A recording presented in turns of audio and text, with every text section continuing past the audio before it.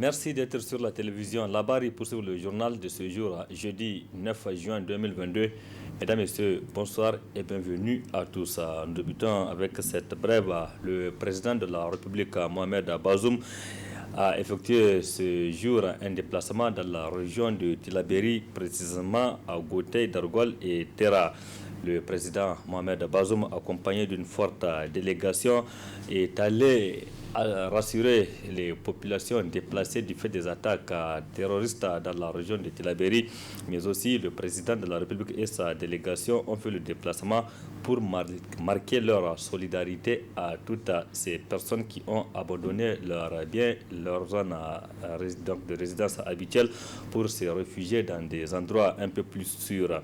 Le président de la République, Mohamed Bazoum, dans son intervention, a réaffirmé la volonté des autorités nigériennes de créer toutes les conditions pour permettre à ces personnes déplacées de regagner leur zone habituelle, notamment à cette veille de la campagne agricole pour effectuer sans problème leurs travaux champêtres. Le président de la République, Mohamed Bazoum, a réaffirmé de vive voix que toutes les dispositions seront prises par les autorités pour sécuriser les populations de cette localité afin de mener à bien les activités champêtres. Nous y reviendrons donc plus en détail sur ce déplacement du président de la République, Mohamed Bazoum, ce vendredi dans plusieurs localités de la région de Tillabéri, notamment Gotei, Dargola et Terra. Donc nous y reviendrons en images avec nos envoyés spéciaux Boubacar Ibrahim et Sadou Doumi. Autre aspect de cette édition, c'est à la une de l'actualité également. Plusieurs de nos compatriotes nigériens ont été rapatriés hier à Dakar, au Ghana. Ces Nigériens, la plupart des enfants et des femmes, ont fait le déplacement de ce pays pour aller mendier. Et les autorités nigériennes ont pris toutes les mesures pour rapatrier ces personnes et jusqu'à leur régions respectives. Ils étaient plus de 500 hier qui ont atterri à l'aéroport international Diori Hamani de Niamey. Une situation qui suscite ce reportage signé Ismaël Moumouni et Ibrahim Abdou. Après ceux du Sénégal, ce fut le tour des mendiants nigériens se trouvant dans la capitale ghanéenne d'être rapatriés au pays. Ce sont 558 personnes composées d'hommes, femmes et enfants qui pratiquent la mendicité à Accra qui sont ramenés au Niger. La mendicité est non seulement une pratique peu orthodoxe et pire, des enfants sont même exploités. Ce que fustige la société civile, notamment celle qui œuvre pour la jeunesse, l'enfance et la migration. C'est choquant de voir que des concitoyens partent dans un autre pays pour exercer un métier qu'on appelle la mendicité. C'est choquant en raison de l'activité exercée. Sinon, effectivement, les mouvements des personnes en tant que migration est un droit humain. Donc, les personnes ont le droit de quitter tout pays et de revenir, y compris son propre pays. Mais partir pour exercer de la mendicité ou pour amener des enfants et les obliger à la mendicité est tout simplement choquant et désolant. Et je crois qu'en tant qu'organisation de la société civile, nous devrons également continuer à sensibiliser les populations sur cette question, mais aussi à interpeller l'État quant à sa responsabilité de garantir l'éducation pour tous les enfants, quant à la nécessité de protéger les droits de ces enfants qui sont amenés parfois contre leur gré, ou tout simplement de manière biaisée, parce que de toutes les façons, les mineurs, tout ce qu'on leur fait est considéré comme tromperie et qui, à la limite, se transforme en traite des êtres humains, en traite des personnes, qui est un crime selon l'ordonnance relative à la lutte contre la traite des personnes. Utiliser un enfant dans la mendicité devient à la traite des personnes. Ce sont ainsi donc des amendes et des peines jusqu'à 10 ans d'emprisonnement qu'encourt toute personne qui exploite un mineur Selon la juridiction, l'ordonnance sur la traite réserve une peine d'emprisonnement pouvant aller jusqu'à 10 ans pour tout parent, tout prédicateur, tout tuteur qui met un enfant dans la mendicité pour vivre des revenus de sa mendicité.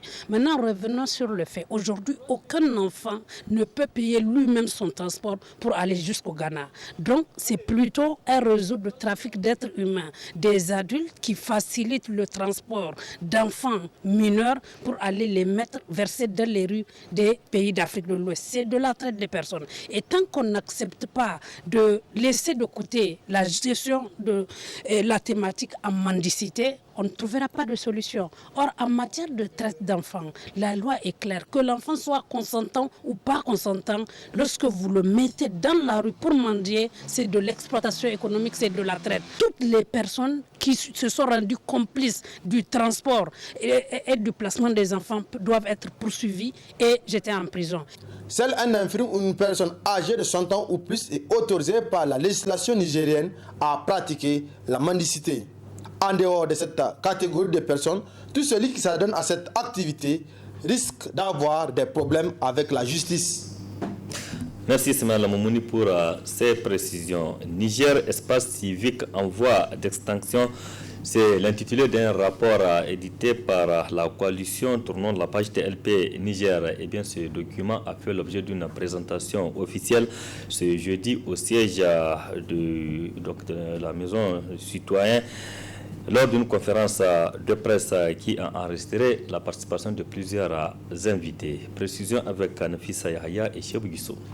C'est parti d'un constat sur la remise en cause de l'exercice de droits consacrés par le pacte international relatif aux droits civils et politiques, ainsi que la constitution du 25 novembre 2010 de l'État du Niger, que ce rapport, fruit d'une collaboration entre le secrétariat international de tournant de la page TLP et sa coalition du Niger, a été élaboré. C'est un rapport de 236 pages, dont 60 pages de narration et 176 pages d'annexes d'illustration. Une analyse a été faite de tous les actes de réduction de l'espace civique dans le pays depuis 2014, année marquant le début d'une répression accrue contre la société civile, les journalistes, les blogueurs, les opposants politiques et toute personne ayant des opinions différentes de celles du régime en place. Le rapport a pour objectif de démontrer l'ampleur et le caractère systématique qui sous-tendent les interdictions illégales des manifestations, les arrestations arbitraires et les répressions menées par les autorités à l'encontre des acteurs de la société civile et même de la population civile dans un contexte de grave rétrécissement de l'espace civique. Cette analyse, faut-il le rappeler, a pour objectif d'analyser la réduction de l'espace civique au Niger et ses conséquences en termes d'arrestation, entre autres. Occasion pour les acteurs de la société civile Ali Idrissa et Alaj Idi de faire un état des lieux actuel de l'espace civique au Niger. La situation semble être beaucoup plus favorable aujourd'hui pour un dialogue entre la société civile et les autorités. Depuis l'arrivée du président Bazoum, la société civile a été conviée 3 fois à la présidence de la République pour des fois se prononcer sur les questions d'actualité, notamment qui préoccupent la société civile et l'État en général. Vous avez vu dans toutes ces rencontres, le président Bazoum nous a demandé de l'aider et de l'accompagner pour lutter contre la corruption et les questions sécuritaires. Nous avions affirmé notre volonté à nous mettre dans cette démarche, mais aussi à lui demander aussi de pouvoir faire notre travail en toute tranquillité. Ce qu'il a lui-même reconnu de par l'existence de l'arsenal juridique aujourd'hui qui empêche à la société civile de pouvoir faire effectivement son travail. Par rapport aux engagements du président de la République, notamment portant sur la loi sur la cybercriminalité, ça a été notre plus grande déception en voyant le projet qui a été envoyé au niveau de l'Assemblée nationale. Ce sont des faits qui parlent. Malgré la prédisposition d'esprit du président de la République dans la forme, mais dans le fond, les choses n'ont pas changé. Bien avant 2018, c'est le point de départ d'une volonté manifeste de restreindre l'espace public. Bien avant, en 2017, vous vous souvenez, ici à Niamey, le maire a pris un arrêté qui interdit les manifestations les jours ouvrables. C'est un arrêté d'un maire. Et l'arrêté est toujours en vigueur. Face à cette situation, la coalition tournant la page Niger a formulé ses recommandations. Libérer tous les prisonniers politiques et d'opinion, garantir la liberté de la presse et respecter la dépénalisation des délits de presse, garantir l'indépendance de la justice et la séparation des pouvoirs, combattre la corruption et condamner les auteurs de détournements et malversations conduisant à l'appauvrissement de la nation, protéger les lanceurs d'alerte et les acteurs agissant pour la transparence, renouer un dialogue constructif et sincère entre toutes les forces vives de la nation, société civile, majorité et opposition politique. La séance questions-réponses a marqué la fin de cette cérémonie de présentation de ce document intitulé Niger Espace civique en voie d'extinction. Le mouvement des jeunes socialistes du Niger, MJS Niger, a rendu public cet après-midi une déclaration à l'Académie des arts martiaux de Niamey. L'objectif de cette sortie médiatique est de soutenir, selon ces mouvements, les actions du président de la République, Mohamed Bazoum, mais également dénoncer les propos tenus par l'activiste Kémi Seba en mission au Niger. Précision avec Ismaël Moumouni et Chebguissou. Pour rappel, cet individu est allé jusqu'à demander aux Africains musulmans apporter son soutien ferme au président de la République, mais également fustiger les propos virulents à l'endroit du même président par le responsable de l'ONG Urgence panafricaniste, Stélio Gilles Robert, plus connu sous le nom de Kémi Seba, objet de cette sortie médiatique du mouvement des jeunes socialistes du Niger, MJS Niger. Ce dernier s'offusque contre Kémi Seba. Constatons avec amertume le comportement anti-républicain et subversif du soi-disant panafricaniste, déguisé, contredisant les valeurs qu'il prétend défendre, tout en ignorant l'esprit, le sens et les fondements des valeurs panafricanistes, tout en faisant appel à un Kémi Seba débouté dans toutes les grandes démocraties du monde. Pour rappel, en 2006, le mouvement dont il est issu a été dissous par une décision du gouvernement de Dominique de Villepin, car ce dernier se livre à encourager l'antisémitisme et les violences raciales, à la création des structures complotistes, etc. Ce monsieur à la recherche des prébendes par tous les moyens en s'appuyant sur des questions touchant la sensibilité des peuples n'est rien d'autre qu'un manipulateur. Pour rappel, cet individu est allé jusqu'à demander aux Africains musulmans de devenir animistes, car la religion arabe, selon lui, n'est pas africaine. Subhanallah. Appelant à l'insurrection des jeunes au Niger pour demander le départ du président Bazoum Mohamed démocratiquement élu. Sinon, quelle leçon va-t-il donner aux Nigériens?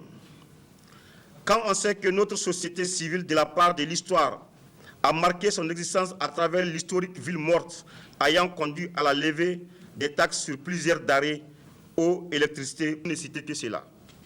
MJS n'est pas passé par 4 chemins pour dire ce qu'il pense de Kémi Seba qui se trouve actuellement à Niamey.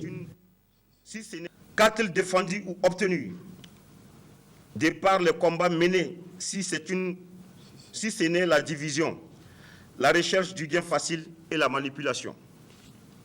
Rappelons par le même canal au perroquet iranien qu'il n'a aucune leçon panafricaniste à donner aux dignes filles et fils du Niger qui n'ont jamais régné à leur nationalité pour une autre,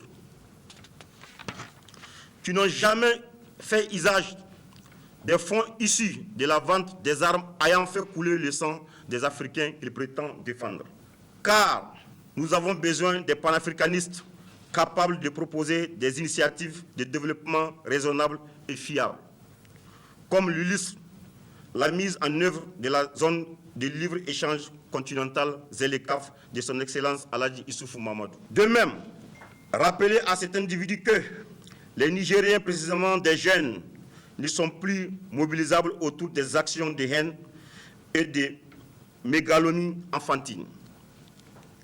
Les Nigériens sont conscients aujourd'hui des défis qu'ils doivent relever et des responsabilités qui sont siennes. Toujours au cours de cette sortie médiatique, MJS a présenté ses condoléances au peuple nigérien et à toutes les familles endeuillées par les terroristes et par la même occasion encourager les forces de défense et de sécurité dans leurs tâches régaliennes. Merci Ismaël Moumouni. Autre aspect de cette édition, à l'occasion de l'anniversaire du parti Union des partis nigériens pour le panafricanisme UPNP Inchink Africa, une conférence publique a été prévue sur les thèmes portant sur le panafricanisme.